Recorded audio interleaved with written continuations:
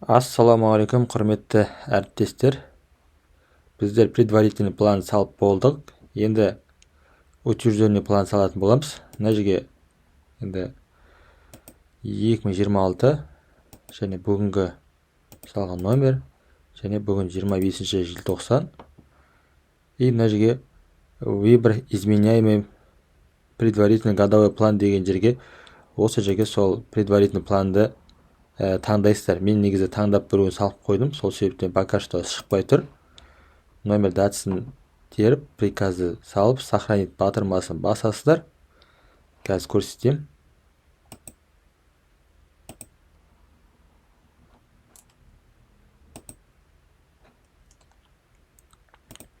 Так, міне біздер 22 желтоқсан күні предварительный план салдық. Осымен ойнататын кейбір услугтарды ойнаттық. Енді біз годовой план на утверждение жасап жатырмыз. 40 пункт планы салып болдық. Қазір көрсетейін. Міне мысалға услуга охраны салдық предварительный планмен. Подвоз салдық, телефон связь опубликован болып тұр. Қалғамса отопление, коммуслугтарды осылай салып қойдық. 101 списокка біткеннен кейін жаңағыдай местный бюджет, подушевой деген сияқты солардың рет-ретімен план финансирование саласыздар. Видосмотр барлығын. Кран.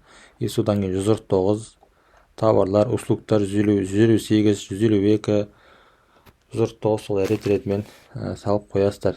Енді біздер неге план бекіткелі жатырмыз? Себебі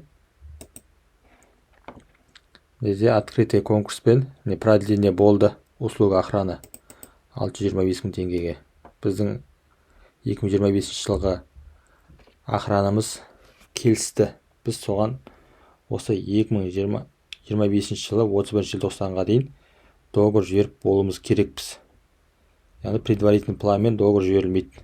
Сол себептен біздер утверждение план салып, утверждение жасап жатырмыз. Негізі утверждениені осы 31 желтоқсанға дейін ба, негізі утверждение жасау керек. Нақты датасын білмеймін. Ұмытып тұрмын. Сол, егер сіздерде услуга охрана кімде поставщиктеріңіз согласие берді, согласие берген болса, осы утверждение план жасап, сонымен 31 желтоқсанға дейін топ соглашение жасайсыздар. Ал кімде услуга охрана отказ берді, мысалға сіздер 2023 жылы ойнаттыңыздар ғой конкурс. Сонда екінші поставщик бар ғой. Сол екінші поставщикке хат жазасыздар.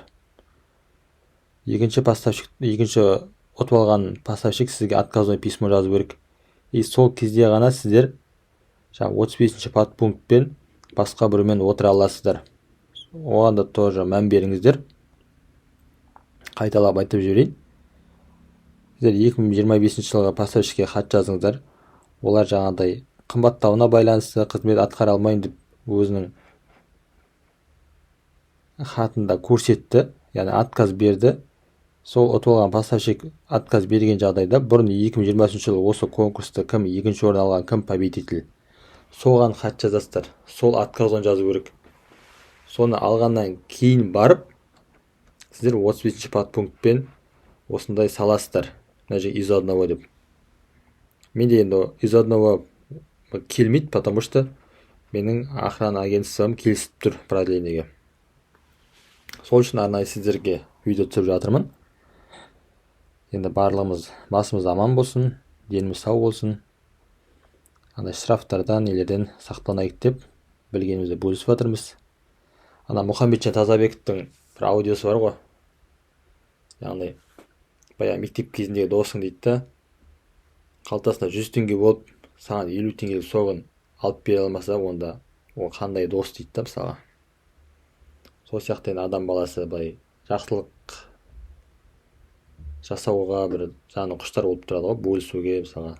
Мысалға бізге ютубтан бір қырып ақша түсіп отқан жоқ, бір 30 күнде $1, бір көп болса бір $0,5 түсетін шығар. Ютуб оны шеше алмайсың. Сол, әркім енді өз деңгейінде енді ақпараттармен бөліседі ғой. Сол барымызша сол. Назарларыңызға көп рахмет. Каналыма тіркеліп, подпис жасап, бөлісіп қойыңыздар. қош сау болыңыздар.